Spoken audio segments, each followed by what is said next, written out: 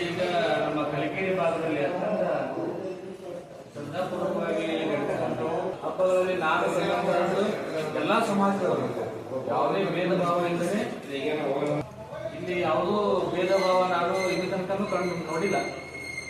So ಹಾಗಾಗಿ ಕಲಿಕೆರೆಯಲ್ಲಿ ರಂಜಾನ್ ಮತ್ತು ಬಕ್ರೀದ್ ಹಬ್ಬ ಇತರೆ ಹಬ್ಬಗಳಲ್ಲಿ ಎಲ್ಲರೂ ಕೂಡ ಸಕ್ರಿಯವಾಗಿ ಭಾಗವಹಿಸಿ ಯಾವುದೇ ರೀತಿಯ ಘಟನೆಗಳು ಆಗದಂತೆ ನಾವು ಕೂಡ ಸೂಕ್ತ ಪೊಲೀಸ್ ಬಂದೋಬಸ್ತ್ ವ್ಯವಸ್ಥೆಯನ್ನು ಮಾಡ್ತೀವಿ. ನಾವು ಕೂಡ ಸಹಕಾರ ಮಾಡಬೇಕು ಅಂತ ಹೇಳಿ ಈ ಸಭೆಗೆ ಆಗಮಿಸಿದ ತಮಗೆಲ್ಲರಿಗೂ ಹೃದಯಪೂರ್ವಕ ನಮನಗಳನ್ನು ಸಲ್ಲಿಸಿ ನನ್ನ ಒಂದೆರಡು ಮಾತನ್ನು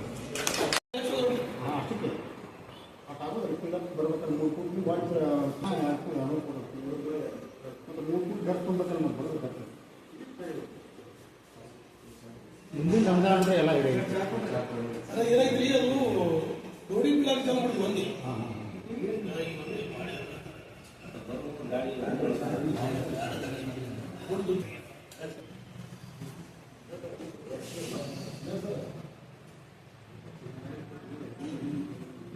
ಏಳನೇ ತಾರೀಕಿನ ಆಗ್ತದ ಮತ್ತೆ